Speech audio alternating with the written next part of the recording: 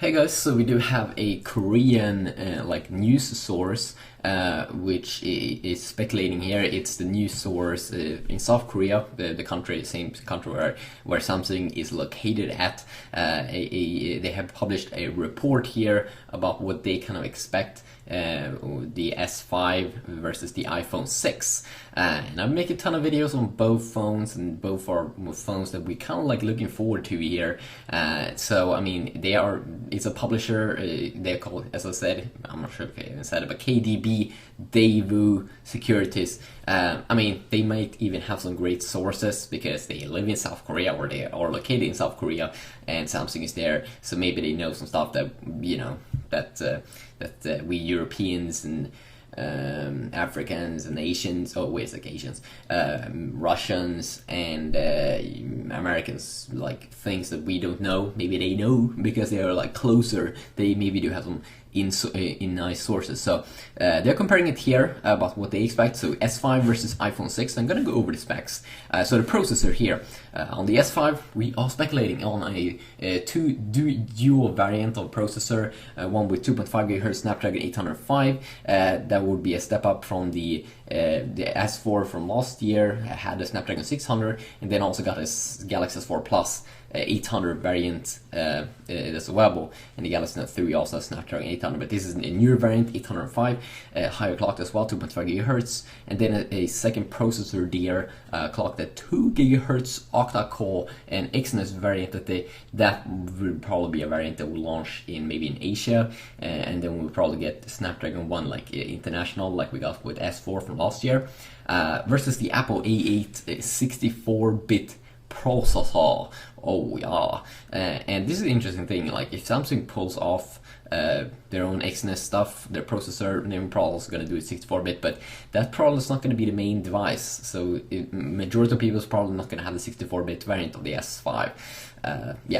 Operating system, they have been speculating here on iOS 7.2, not even iOS 8, which is interesting. Hopefully we can get iOS 8, and hopefully Apple will step up their game. Android 4.4 versions, Android 4.4 KitKat in the Android world. And that's interesting.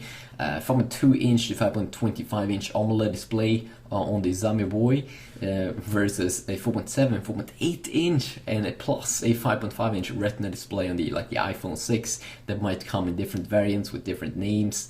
And when we go down here, I mean, Retina display looks amazing. The AMOLED display looks amazing. They're both amazing displays.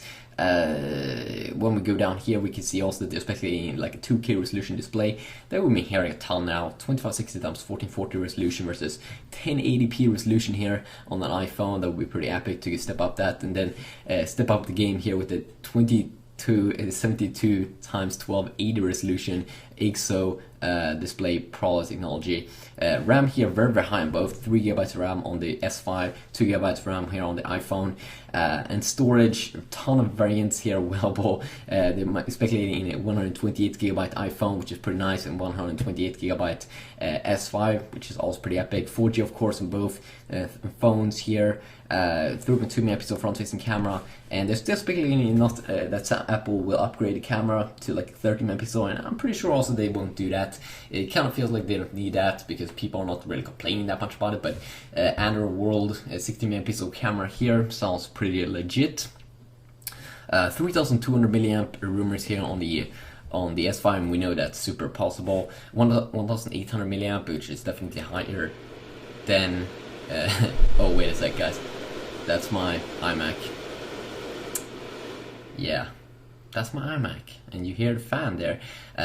But they're speculating here in 1800 milliamp on the iPhone. I'm not sure if that would be on both variants, or if it would be even higher milliamp, or on the bigger iPhone, if they would produce a 5.5-inch iPhone that would be the same size as like a Galaxy Note 2. Pretty cool actually, like a tablet iPhone. I mean, they definitely need to step up the game from like 1500 milliamps if they're gonna increase the display resolution and have a better processor and all those good stuff.